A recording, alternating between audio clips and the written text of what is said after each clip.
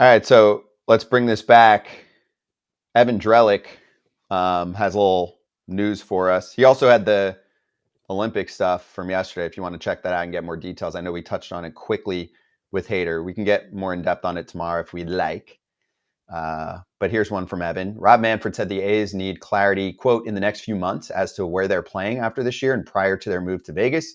Quote, it's clearly going to be someplace in the West. Manfred declined to specify how many / which locations remain in consideration. All right, so we can split the country in half, and we What can is take going that on west here, man? side left chunk and at least assume that they're going to be there. I'll tell you what's going on, Todd Father. My guess is the league's getting a little pissed off because guess what? They put the schedule together for 2025 early. They start to put the whole skeleton together. And if you're missing one team, you don't know where they're going to be, it fucks things up. So everything that they've said that they're going to do, we still haven't seen renderings for the new ballpark, real renderings. They did the fake ones to get the money. Come on. We haven't seen shit. I mean, if I'm the league, I'm getting pissed at this point. They're like, listen, we pushed you through, even though we think that you're a piece of shit and you're terrible at running a business, John Fisher. But can you at least give us a location next year? Can you at least give us a sketch of what this park's going to look like? I mean, this is like the kid in class who just doesn't even, you give him the test, he doesn't even pick up the pencil. He just doesn't care. He's like, I know you have to pass me because I'm an owner. Yeah, I'm just very confused. I thought it was done. I guess it's not done. Then they're saying somewhere out in the West. I mean, what are we doing here? My issue with it is we don't know. We don't know. We talk about this every single day. We talk about baseball every single day, and yet who else is covering this? Why is this not being brought to light more than by Evan Drellick? You know, it has to be something that we have to have more transparency with it. And we don't have any transparency, and there's really no answers to it. Tim Kawakami wrote a great article. I know we've had him on. There are some people, the Brave, writing articles about it. And then I know in the past they've gotten shit from the A's, but I think the A's have even kind of quit on bothering anyone right now because they have their own problems. So we'll keep talking about it because it's hurting our sport. Todd Father, you're a player. It doesn't even matter if you're on the A's anymore. You're just a player, period. Yeah.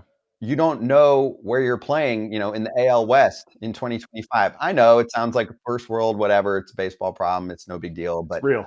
They put this schedule together. Like this could affect a freaking, concert that's going on in another ballpark in 2025. You know what I'm saying? Because they just have no idea how to make a schedule for one of the teams yet. They don't know where they're going to be. Like it's time. Yeah. You got to figure that out. It can't be that complicated. Yeah. What do you just write the name in? You just say like X on there and hopefully they know exactly where they're going to be on the road. You know what I mean? So it's, it changes the game. Flights, scheduling. San Francisco, there's some rumors that, they still would potentially either play in San Francisco, which I have a hard time seeing, or in Oakland. If they somehow make some deal with Oakland to stay there for another year or two, I have a hard time seeing that. But if that does happen, like let's say you have penciled in Salt Lake City, and then, Fisher comes to you 6 months later and can't figure that out because he wants too much money from them. And then they're like, oh, we were going to work out something with San Francisco. They have to blow up the schedule and start again. It's frustrating for the league at this point. I know most people can't talk about it, but we can. I just set the odds here. What are you guys taking? It's paying -300. They stay in Oakland until they move to Vegas. It's paying +250. They go to Sacramento / San Jose, or 3 + 600 is paying other. I'm definitely not paying the first option. I don't think they're staying in Oakland the whole way through. Yeah, but that contract, that TV contract, they got to stay in that area. And he wants that cash heesh. Yeah, but they have to have a deal with the ballpark to stay. Do you know what I'm saying? I'm just saying. Or they go to like a university and go to one of those top-notch universities and use that field. Not out of the woodworks. I mean, you never know. Dude, they could play they might play on the moon. I have no idea what's going on at this point. So I'll take, what was so I'm definitely not taking the Oakland option. What was the other option? 250 in Sacramento. Plus 250 Sacramento / San Jose. Still I out don't of the know if I see- jurisdiction. It's out of the territory. So I'll take other. I actually think Salt Lake City is the front runner because they've at least been pushing hard that they want a team there. I think they want to prove that they deserve to have a team. And for them, it's kind of an ideal scenario. Like a tryout?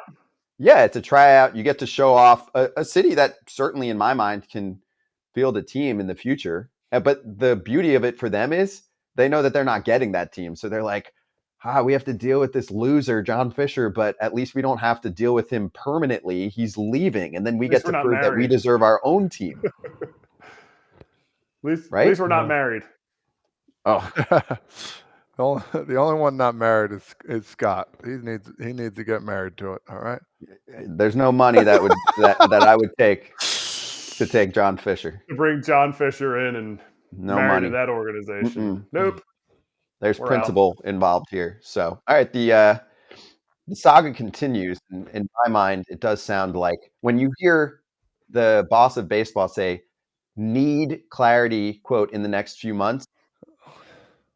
To me, I feel like a little bit of tension and frustration starting to boil because it's about time, man. The guy needs. Go ahead. Sorry to interrupt you.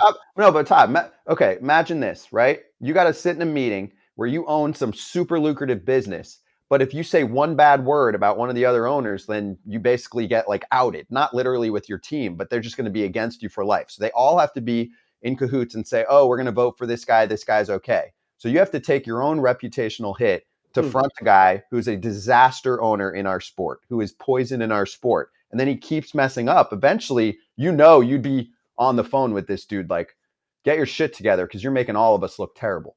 Yeah, there's got to be more to it that we're missing because this is just getting a little long and then people are getting irritated, bro. That's the nature of it. And you can't do anything about it, I guess. I'll tell you the main problem.